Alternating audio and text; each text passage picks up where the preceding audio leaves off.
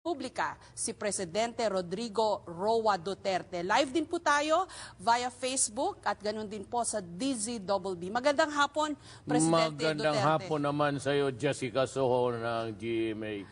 At thank you for your time.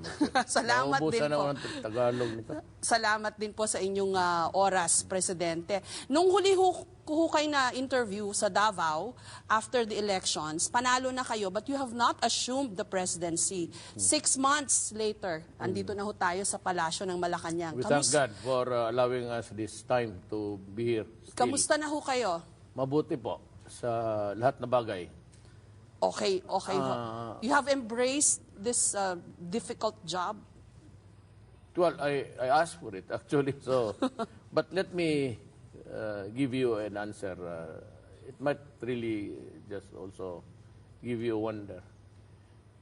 If you think that I'm happy, extraordinarily, inordinately happy, I'll give you, I said, I don't need the position at this time of life.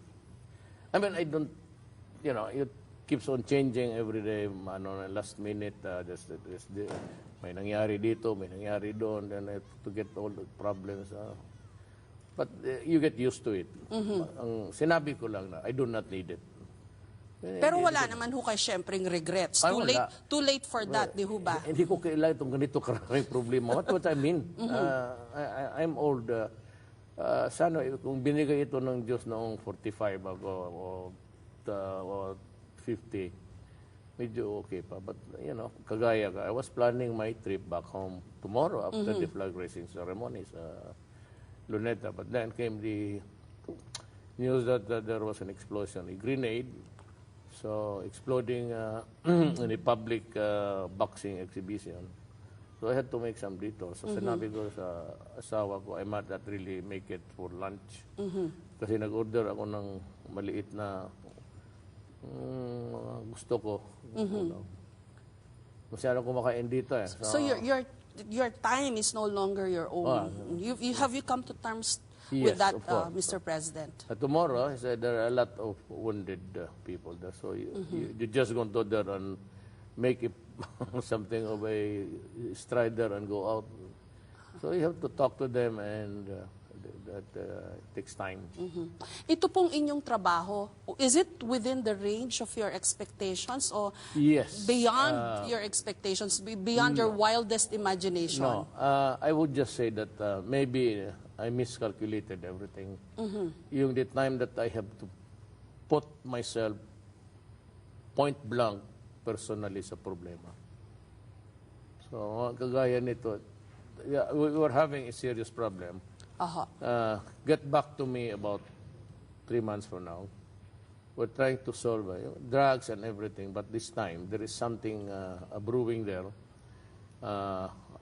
Sinabi ko naman sa bayan yun pa that the terrorism is here already, yung Mauti, and they have pledged allegiance to the ISIS.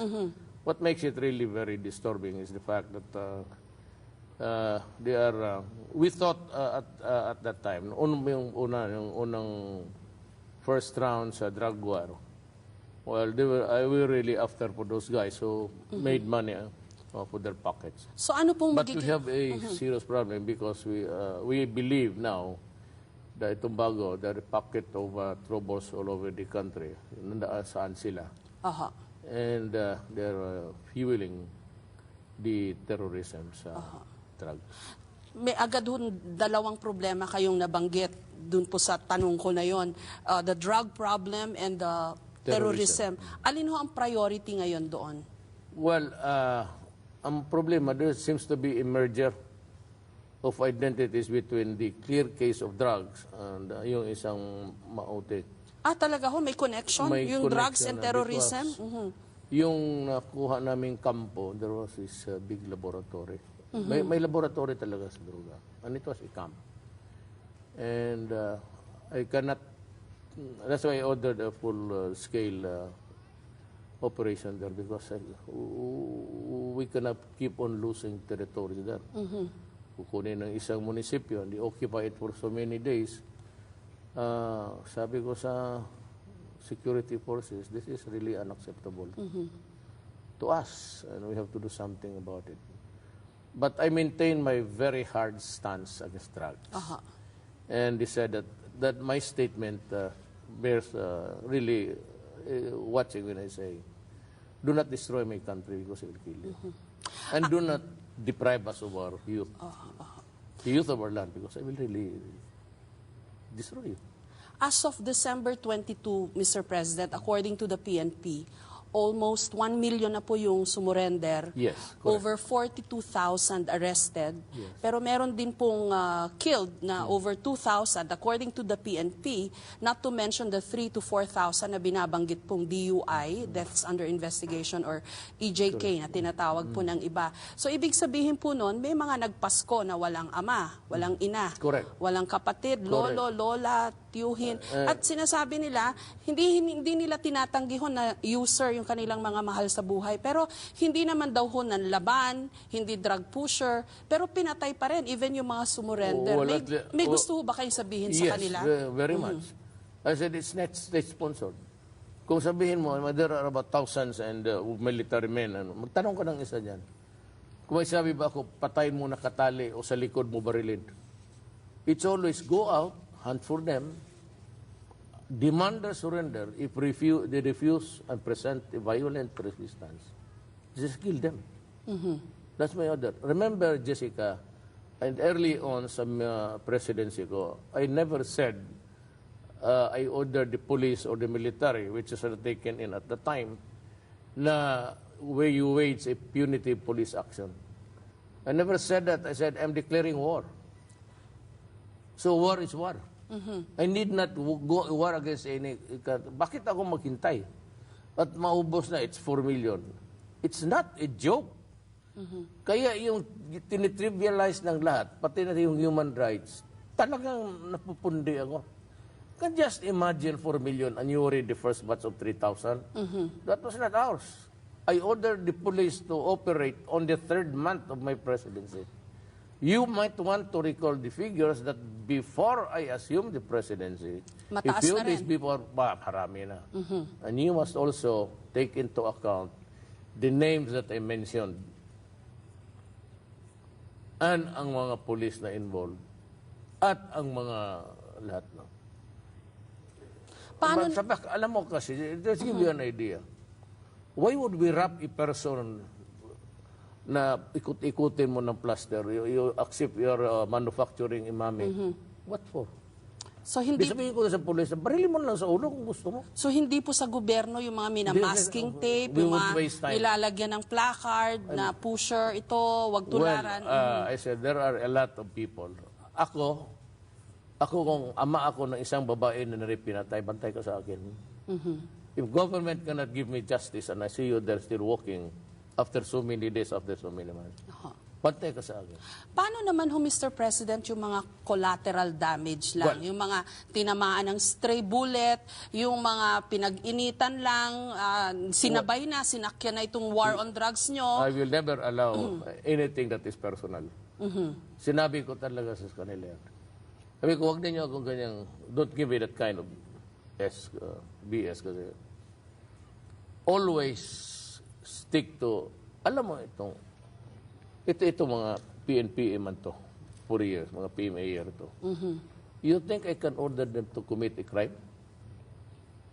You can ask any policeman dito sa Maynila ngayon, go down and may sinabi ba ako, napatayin mo yan si Mr. Santos, si Ricardo Santos, talian mo pagkatapos. Remember, I declared war. So always there are collateral damage because you cannot control the trajectory of bullets.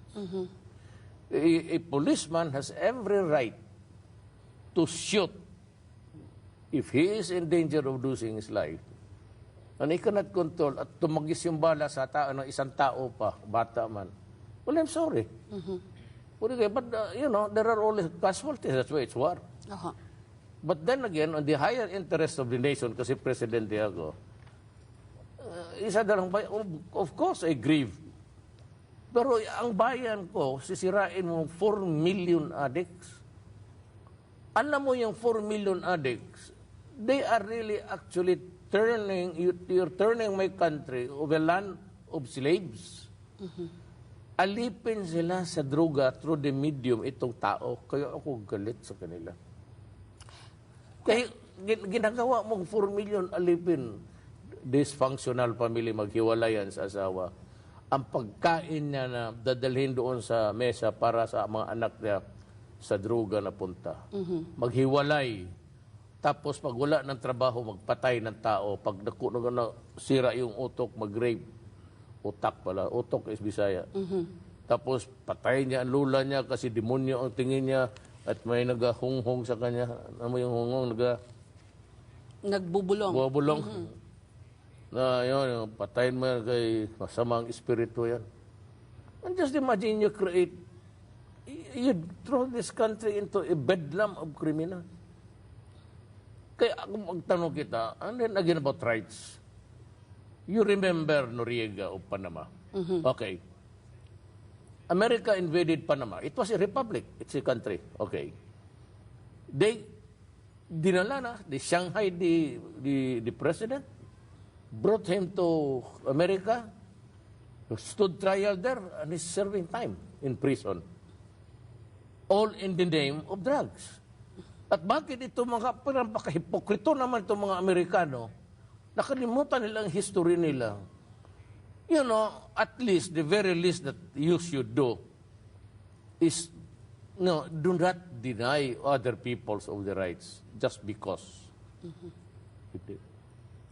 Huwag mong pigilan kami sa aming karapatan, pati aming desire to be a nation, na huwag naman masira, but you yourself, if you do it, it's good. If it is kaming mga Pilipino, masama. You go to, reporter, they go to Iraq, looking for a weapon of mass destruction. Finding one, finding no one. Wala. So si Saddam,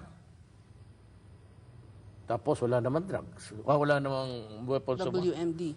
Gaddafi, they undermine Gaddafi, just maybe what Goldberg is doing. You know, guys, you may be able to oust me, but I'll give you a bloody nose. Remember so you that. find credible ito hong mga balita Well, na may blueprint or oust plot against you? Kung mayroon man, di ko rin sasabihin sa iyo. I mean, I would not confirm or deny it. I maybe even deny it. Well, it's not good. Parang pag aminin ko, tinatakot mo ako, sabi ko. You named the former ambassador. Yes. So, because kumbinsido ho kayo na he is in it? Yes, because yung history. Basahin mo yung it's Time magazine that's circulating about the analysis of the person. He was there to because ayaw ko itong mga Amerikano. Yung mga diplomat kasi, they go with the elite, yung mga party-party, siguro nabulungan ang gago. He was there, he undermined the native president of Bolivia.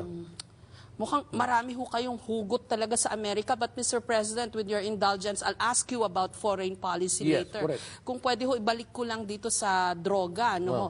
Kasi ang premise ho nitong war on drugs is you have a clean PNP. Malinis yung pulis. But here you have General Bato himself na papaiyak pag ang pinag-usapan kung wala bang skalawag sa PNP. Mukhang siya mismo hirap na sabihin na paano niya lalabanan itong mga skalawag sa mga ranggo ng mga pulis. So, paano ho yan? How do you manage a situation like that na yung mga pulis pumapatay ng mga drug suspect pero yung mga pulis din baka kaya nila pinatay kasi gusto lang nilang patahimikin yung mga drug suspects. So, yung mga ninja. Paano yun? Hindi ba mas masamang sitwasyon yun? You have an emboldened police na may mga skalawag, killing people, baka just because they don't want these people to naikanta o i-booking sila. Well, pag yan ang ginawa mo sa akin, kandidato ka rin.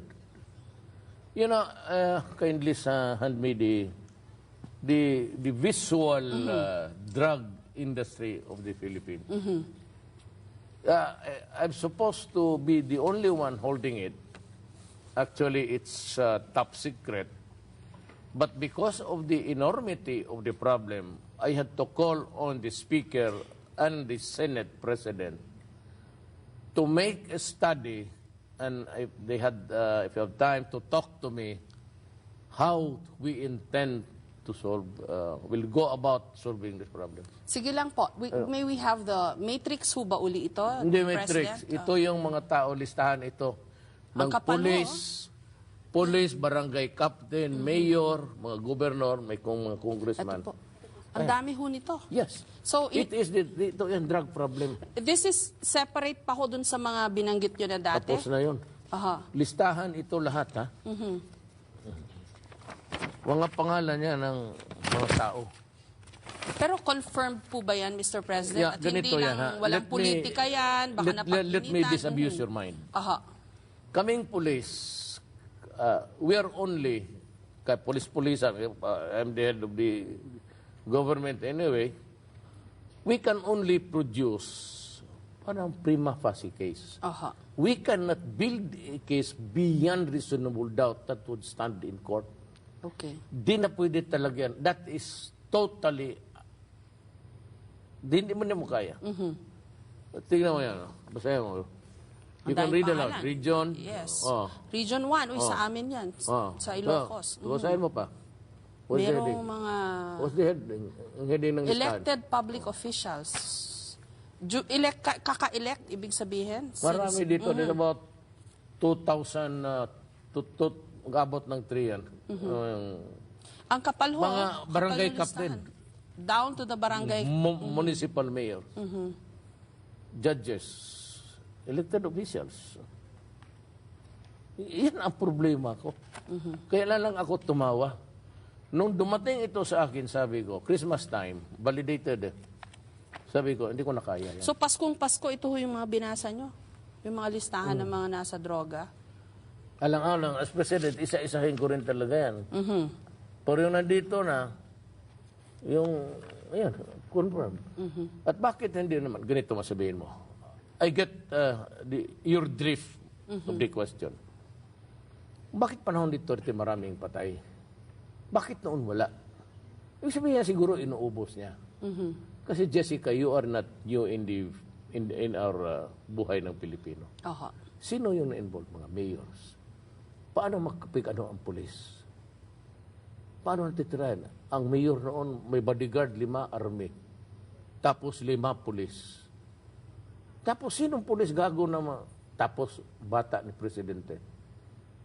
Tawagan si Presidente, Presidente, yun namang inasayan mong army dito, pati paka-istrikto, nawawala na tayo ng boto dito. Ang Presidente naman, hayaan ninyo yan. So, did you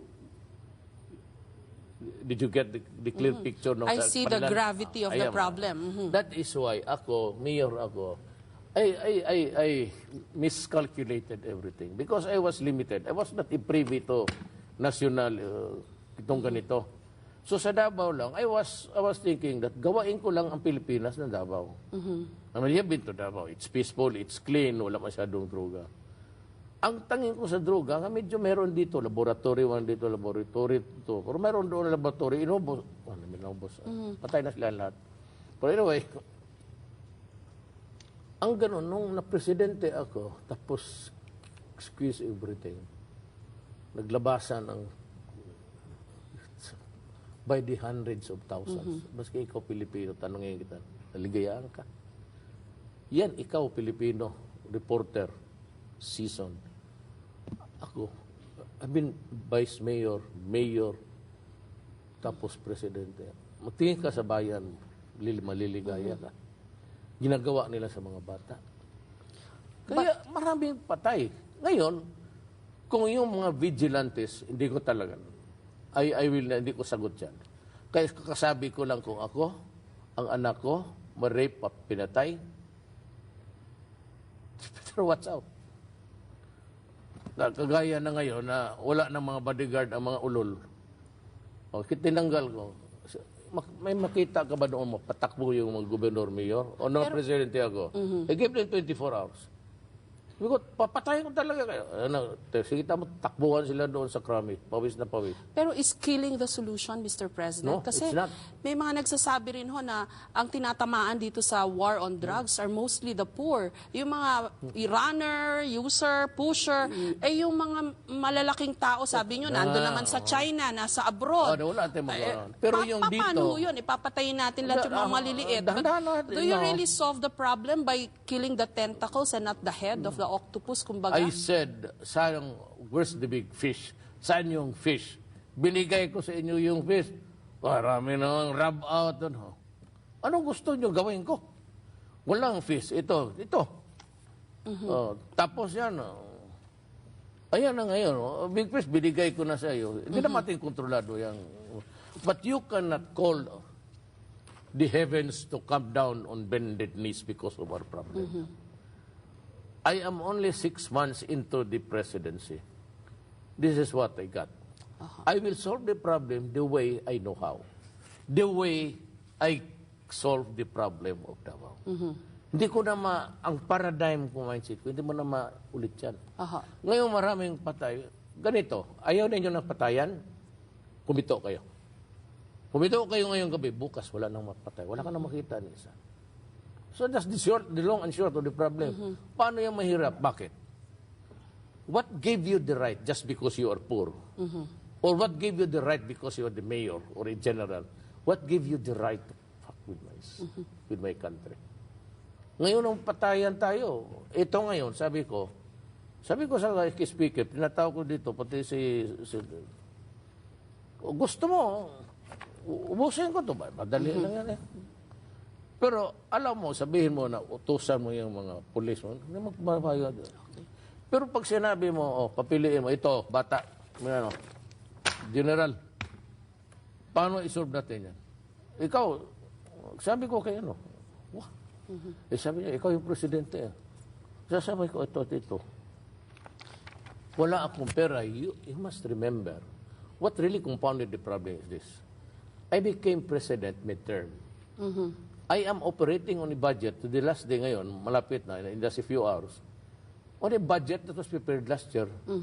At hindi pa ako si Aquino pa. And yet you have this problem. Tapos sinabi na bottoms up. So what do I get? Yes, Duterte, hindi walang rehab, walang anak ng... I cannot be forever be explaining. Wala, kasi kung every time that I give a statement, wala namang, hindi napipick up eh. Pati sa inyo. But we're live now, Mr. President. Yung mga significant lang patayan. But the explanation does not, it does not really, kagaya sabi na, itong mga ulol na sa human rights, na Duterte should be tried because he admitted killing criminals. Di ba?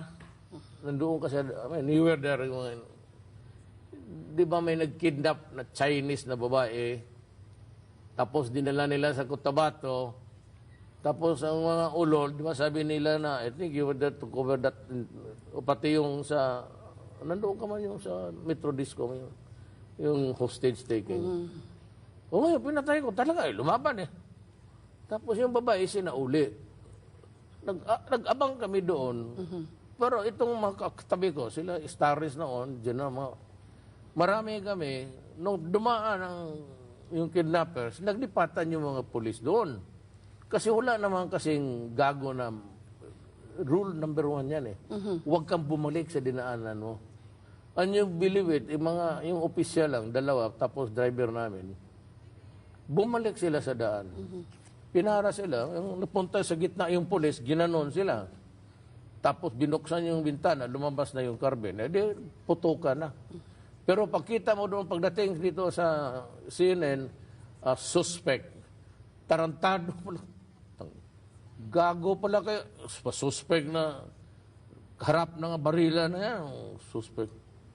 Pero earlier this week, Mr. President, you were quoted as having said na may tinulak kayo sa helicopter. Kay Tulpo yun? Hindi, may direct quote sa inyo from one of the newspapers. Hindi kayo nagsabi?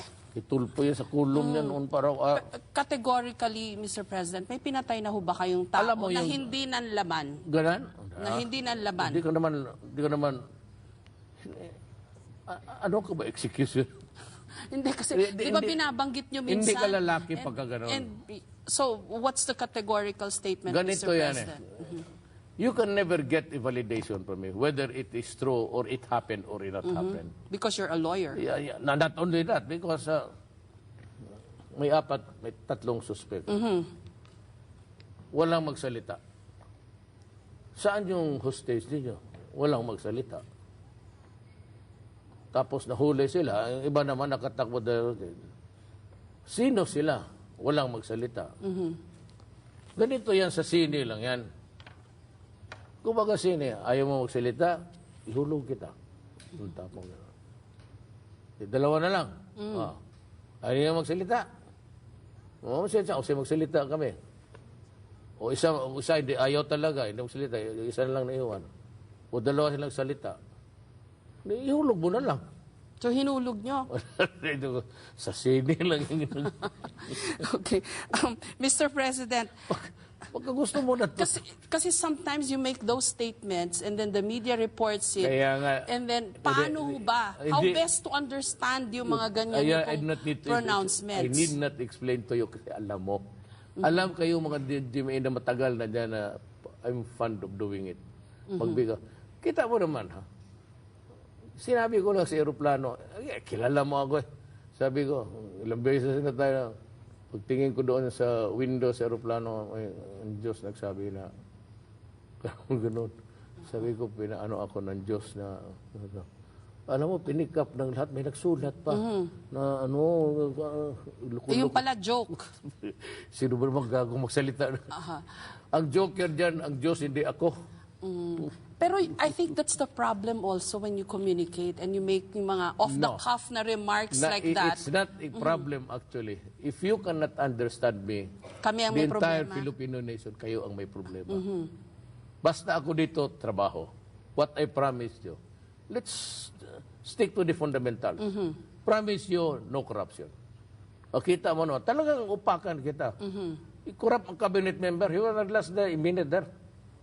Isa-isang mali ka lang with no tolerance ako dyan. Wala yung pagbigyan mo kasi maliit lang mo nang nakakapot. Huwag mo akong bigyan ng ganun. Sabi ko, I will destroy my country. Do not destroy my country. Ay, sabi ko, I'm pleading to you. Noon pa yan. Do not destroy our young. Do not deprive us. Sino yung Pilipino bukas? At ito spread all throughout the country. If this 4 million will go to work sa industry ng drugs, then you can just imagine how the dogs on the ground will bite. Can we talk about graft and corruption, Mr. President? Kasi may mga nagsasabi yung budget natin, over 3 trillion is the biggest in the history of the country. Alang-alang, lumalaki tayo taon-taon eh. Yes, but ang point ho doon is may pork barrel pa rin daw ho. Hindi sa amin yan. Congress. I cannot control. No, but the projects are, wala na yung sila ang mamili. Kung ay, bahala na ninyo, anong gawin ninyo, kung how do you manage to do it. But, sabi ko, ang mga budget na malaki, should be done yung mga hindi ikaw ang mamili. Noon sila kasi ang namimili. Kaya, so ngayon hindi na pwedeng magdikta ang mga congressmen what projects will be undertaken? Mayroon ang project and the amount, but yung tao, it's always the person involved. Okay. Kung mayroon pa, maghingi ka talaga, bibigyan ka, pero hindi yung nakawan talaga. It will not happen in my time. Yung budget po ng Office of the President has increased 8 times. Well, dati over 3 billion lang. Ngayon, 20 billion plus. Because ang drug, ba't ang laki? Ang drug problem noon, maliit lang. Dito ngayon, how do you solve this one? How do you think I get information? How do I fund the operation? May sabi mo, budget ng police, hindi magkasya. How many criminals are there in one day? Or how many crimes are committed in one day? And you say, you're only good up to this amount. You do not, calculation is calculation. The danger is calculation. Now, baka nakawin ni Duterte yung pera, wala akong history niyan. And you can, anybody I invite, I said I have this executive order, you are all invited to, hindi lang pick, to examine the document. Sino ho yung politiko na nagbigay sa inyo ng donasyon during the campaign na hindi nyo Hindi ginamit? politiko. Sabi nyo politiko. Na hindi sinabi nyo ko. ginamit yung pera, that's why hindi nyo Hindi dineclare. pinipolitiko. I'm sure hindi ko ginamit. O kanino hong pera yun galing? Businessman. Hindi ko nasabihin. Pinamigay nyo sa mga barangay Ayaw niya officials tanggapin sa ulit. Hindi ko Davao. eleksyon yun. Kaya doon ko nalaman yung Central Bank.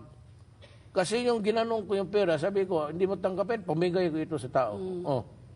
Nagano'n ko may sabi ko, no, look, it's not fair. Kasi yung binigyan ko ng tag 1,000, may kasali doon na yung dati. Sabi ko, huwag na sana ninyong sinali. Dininay ho ni Governor Amy Marcos yung sinabi nyo dati na nag-donate siya sa inyong kampanya. She said, empanada lang daw at saka soft drinks. Indonesia, kailangan pero sinabi nyo na nagbigay siya ng pera sa inyong kampanya. Pamili. Pero wala sa sose ninyo. Pamili nga ng empanada pati Coca-Cola. Hindi ko na alam yung presyo. How about the big businessman na nabanggit na? Kayo mismo Binanggit nagbanggit ko na. nito, But of course, But it's not ang in your pinakakilala na isa yung mga, ang lumalita palagi, Lusyutan. Okay? You go to Lusyutan. Pag may nakuha ako ng piso sa kanya, mag-resign ako bukas. Other Yun yan businessmen. sila. Well, May binanggit kayo recently na binanggit nyo, tas wala sa sose ninyo. Saan ako? Wala na, may binanggit kayo na big businessman who donated to your campaign, and then when we checked sa sose, wala, hindi nakalista. Meron. Ulitin mo, tingnan mo ulit. Nandyan yan siya every time. Nung unang pagtakbo ko, nandyan na yan. Okay. Nandyan na yan sila. Okay. You review.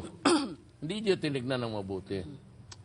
Alam mo, you cannot get wrong with this because ang pangalan niya nandyan every election expenses returns. Okay. You cannot go wrong and I cannot be more than right. Kasi nandyan yan sila.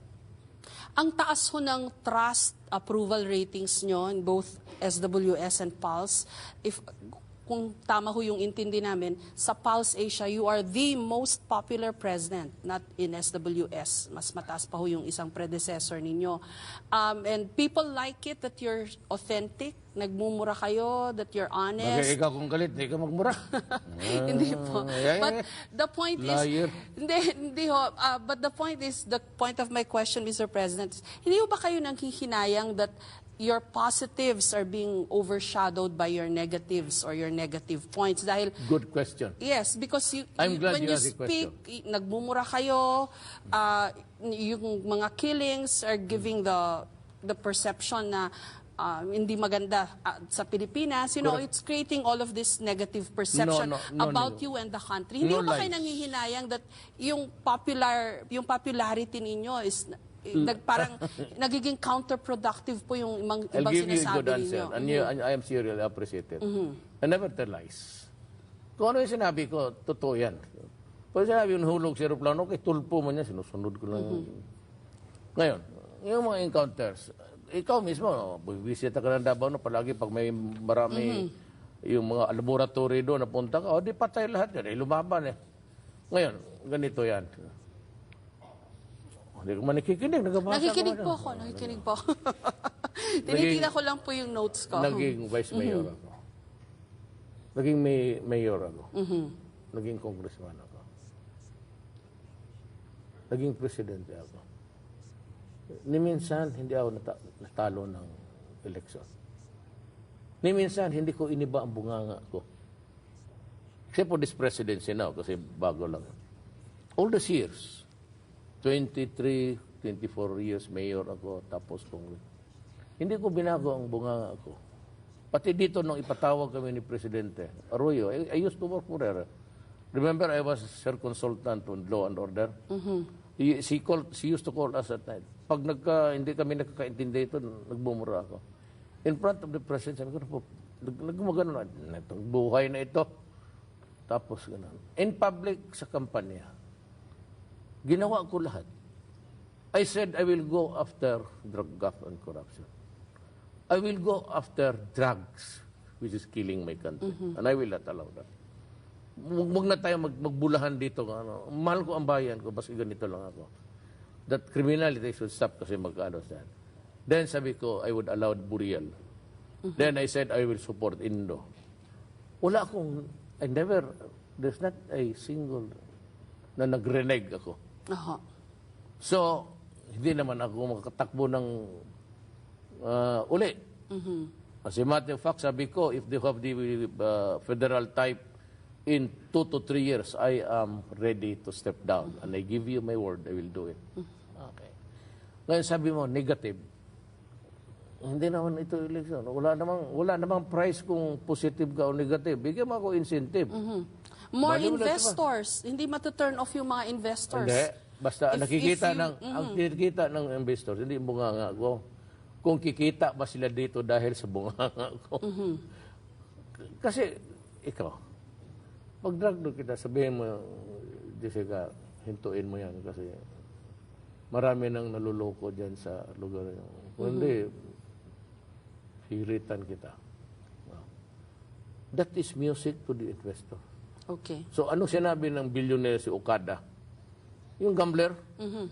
Casino. Sabi niya, his drive against the good for the country, his mouth. He has every right to be angry. So are you Investor? You sound very confident about the economy, Mr. President. Yes, upbeat ako sa economy kasi papasok na ang China. Kasi noon limitado tayo. It's just sad that we are limited to every by hours. I could have expound. Limitado tayo sa foreign affairs. Kailan pa ba tayo pinansin ng China? It was not until after my trip to China to talk to them. But automatically that gesture also nagdistansya because America wants everything done according to the rules. Sila magipagkaibigan sa China, they continue to talk.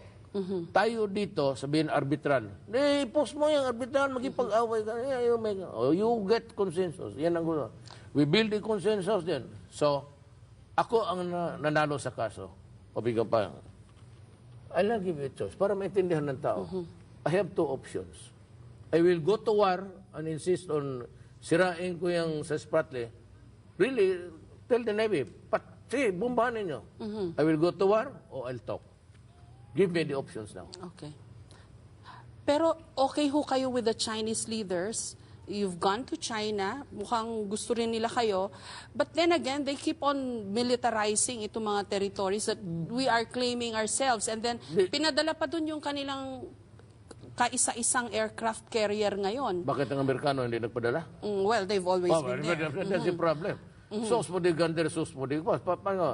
What is the claim of America here? America is too far away. But what is now the claim of the Philippines and China is claiming ownership and so we are. So can you blame them? Pinasabi na niya noon pa sa mapa, ginawa nga niya China Sea.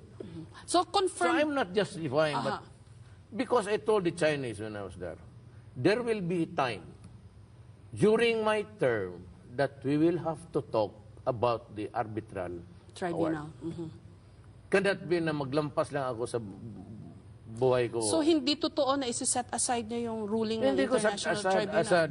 You'll always keep that card close to your chest. Yes. Ito ganito yan. But I'll tell you now. Matamaraman dyan. What is it? When you begin to extract the oil, which is really money. When you begin to extract the minerals there, sasabihin ko sa kanya, what about me? You are the owner, I am also the owner, so what's going to happen to us? Okay. What is not the time? So okay ba sa inyo yung joint exploration? Because some people see that na dehado ang Pilipinas doon. So, paano? Hindi tayo dehado. Wala talaga tayong magawa. Because gusto ko man maghira ngayon. Maybe you can ask the new ambassador. I'm willing to declare war against China tomorrow. Okay. Provided yung entire 7th fleet, ilagay mo dyan sa pati yung mga aeroplano mo, transfer all the missile para sigurado tayong manalo. Ikaw mapupog na lang rin ako. Do you think that we will win? But, even in the fantasy, you think we will win a war? I will not, but I will make a noise, certainly because I claim to be the owner. Okay. But this is not the time. Kasi sige, ibigay ko yung airport sa iyo. What will I do with it? O sige, parang walang gulo. Yung airport. So how best... Pero ngayon, kung kutkutin mo yan, si bed, then you extract actually money there. Opo. Di mag-usap na tayo. So how best to appreciate po itong direction nyo sa foreign policy natin? Are you confirming that you've actually pivoted to China? Maka-China na ho tayo ngayon? No, I have Kasi some people are saying you're playing one superpower against the other. It's parang nilalaro nyo yung China against the US. Hindi, mas mabuti ko maghira silang dalawa. Para mauna, di wala na silang dalawa. Tayo na lang ang may-ari talaga ng lahat. No. Ayaw mo pa yan? No, what I'm saying is that I'm playing reality with what is diplomacy. Kasi hindi tayo tumapansin ng China. So walang turista. Wala tayong trade. Ang balance natin, sana yung gaano karami yung pinadala ko, ganoon kadami yung pinadala mo. I mean, but you have to, it's not in a matter of numbers or quantity. There has to be quality and value. Wala tayo dyan eh. Kasi, ayaw tayo kasapin. So nagpunta ako, sabi ko, address ganito. Huwag ka masyadong mainit ulo mo sa akin. Yung ganun pagsalita ko, let me talk hot-headed about this situation. We can always fix this. I do not have the capacity to declare war. And I am not here to be an insolent person because I am your visitor. Okay. I'm here to talk about trade. And if you can help me, because there are Chinese there involved in my country, baka you can just tell them to mellow down. Sabi ko sa kanila, the reality of the war. And do not ever blame me kung anong mangyari sa mga tao ninyo. You're talking about the U.S. ambassador, the American ambassador. Doon sa, namin, sa bilateral harapan, kasama ko mga kabinet. Huwag ninyo akong sisihin. A criminal is a criminal. Huwag kayo makialam sa batas namin. Hindi kayo makialam sa batas. So, gano'n ang usapan. Bak kayo pag nasa droga, sabi ko, pasensya. Okay. And that's what I told Widodo. Di ba? Di ba na magklamor ng punta ako, no? Kung yan na rape siya, napatay or something else, kausapin ko, sabihin ko, rape. Bigyan mo lang sa akin yung Christmas gift. Okay. Pero droga. Shift po tayo ng topic, Mr. President. On hindsight, knowing what you know now na yung issue on the Marcos burial, I'm sure you want, kung gusto nyo ho yung mga Pilipino magkaisa, pero some people are saying na after itong isyong ito, parang lalo hong nagkawatak-watak ang mga Pilipino, lalong naging divided ang bansa because of the issue on the Marcos burial. Knowing what you know now, and on hindsight, wala ho kayong regrets dun sa inyong decision? I promise it during the debates. I was asked the question, Binay was asked the question, and the rest of everybody on this stage. Dalawa lang kami ni Binay. Sinabi ko na papayagan ko. Because sabi ko, lahat ng mga Ilocano nagsintitimento. It's not healing the country, it's dividing the country. Okay. At saka ako abogado. Dalawa lang. Sundalo? Sundalo siya. Ngayon, presidente siya. Naging presidente siya. Masama ba siya na presidente? Wala niya sa batas sinabi. Except that when he is a dictator or when he becomes a president for life o sundalo because he was a coward or because he was a hero. That's not my business. At saka, I was not around when those things happened. Kakapanangak lang ng nanay ko sa akin. So, bakit ba alaman yan? Ang alam ko, abogado ako, sinasabi sa amin, kung ano yung nandyan, huwag mong ibahin. Ngayon, Supreme Court, different interpretation. Of course, I disagree with them. But I will respect it because it comes from the Supreme Court. Okay. But kung sabihin mo, kagaya kay Grace, yung sabi niya, citizen siya, I disagree with the court. But in fairness to Grace, she's a very good lady. Wala ako, pero kasi sa amin tinuro talaga ayaw ko lang Sinabi doon sa eskwela na pagbuka mo, paglabas mo sa nanay mo, diyan Pilipino ka. Yan ang sila sabi nila, Duterte Gonzales, Isagani Cruz, yung mga constitutionalist namin noon, yung mga professor namin. Bakit na iba ngayon? Isang semester yun, mind you. Kaya gano'n, ito nga sabi sa amin, if the law is clear as the waters of a, do not add anything there to change it. Medyo nadadalas ho yung binabanggit ang martial law sa inyong mga speech. Tama ho ba yung intindi ko? You were quoted as having said na maybe it's good to explore the possibility to amend the Constitution. Correct. Para ang presidente hindi mahirapan mag-declare ng martial law. Seryoso ho ba kayo doon? Kasi some people are saying, naku, baka mag-declare ng martial law si Duterte. Kasi hindi sila kagaya ko. I mean, I'm not here to please you. I'm here just to give you. Lumabas yan yung una yung Mindanao. And actually, it was Ping Lacson, si Sintor. If anything can go wrong, sabi ni Ping, in Mindanao, it will go wrong. Murphy's Law. Sabi niya, if it gets worse, sabi niya, sabi mo kay Rudy, mag-declare siya suggesting to the President to declare martial law for Mindanao. That started the stories. Okay. Sabi ko itong martial law. Sinabi ko, di ba sinabi ko, ayaw ko? Hindi ako mag-declare, di ko kailangan yan. Sabi ko, okay na ako dito sa lawless violence. Present state of things. Why? Ang sabi ng Constitution, pag mag-declare ako ng martial law, 60 days after, I have to report to Congress and ask for an extension if I need one. Then, the same Constitution says that any person, or even Jessica Soho, can petition the Supreme Court to find out if it has a factual basis. Okay. Under what... Ganito. Any citizen, if you declare a martial law, any citizen of this country can go there. Okay.